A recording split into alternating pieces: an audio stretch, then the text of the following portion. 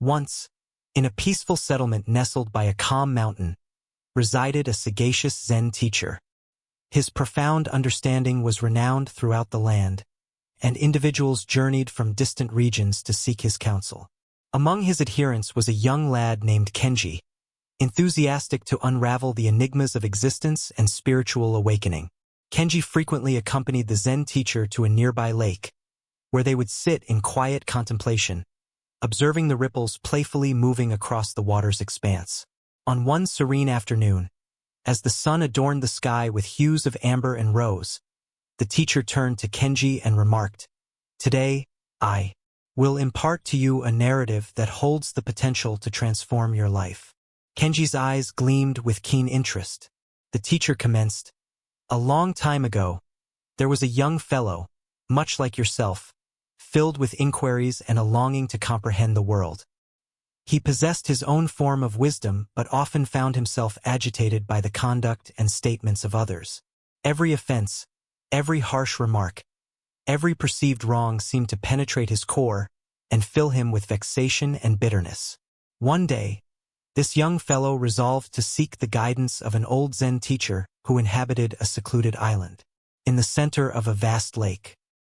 He navigated a small vessel to the island, his thoughts a whirlwind of considerations and feelings. Upon his arrival, he discovered the teacher seated by the water's edge, gazing at the placid surface. The young fellow bowed with reverence and unburdened his worries. The teacher listened with patience, his expression tranquil. After an extended pause, the teacher proposed, "Let us embark on a boat excursion." The young fellow consented, and they departed in a small wooden craft. They rowed in quietude, the sole sound the gentle lapping of the oars against the water. As they arrived at the lake's midpoint, the teacher ceased rowing and allowed the boat to meander. He closed his eyes, took a profound breath, and then, opening them, looked intently at the young fellow. "At times, we permit our feelings to direct our paths, much like you guide this boat," he stated softly. "But what if you relinquished your hold on the oars?" The young fellow, perplexed, wavered, yet he trusted the teacher and gradually loosened his grip on the oars. The boat drifted without direction, carried by the gentle flow. The teacher went on, "Conceive that each time you face an offensive comment, an unkind statement, or an unfair situation, you are propelling this boat against the stream.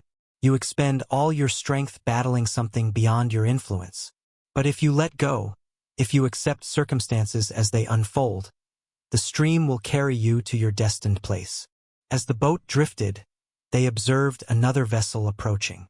It was unoccupied, floating towards them. The young fellow grew tense, prepared to navigate away, but the teacher placed a reassuring hand on his shoulder. "Observe," the teacher urged. The empty vessel bumped into theirs, causing a slight disturbance. The young fellow's initial impulse was irritation, but then he saw the boat was truly empty.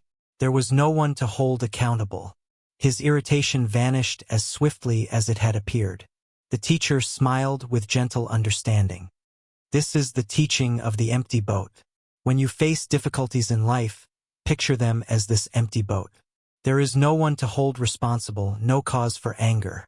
It simply is. Allow it to move past, and you will discover serenity." The young fellow's eyes widened in comprehension. He understood that the majority of his distress was self-created, a consequence of clinging to anger and bitterness. From that day on, he applied the wisdom of the empty boat, releasing his urge to manage everything and embracing life as it occurred. The Zen teacher concluded his tale and looked at Kenji. "Remember, Kenji, life is abundant with empty boats. The more you release, the more you will find inner peace." Kenji nodded, a profound sense of tranquility enveloping him. He knew he had absorbed a precious insight that day. As the sun descended below the horizon, casting a warm radiance over the lake, Kenji and the teacher sat in quietude, embracing the serenity of the moment, their hearts imbued with the wisdom of the empty boat. This is God of Motive. Thank you for tuning in, and remain centered.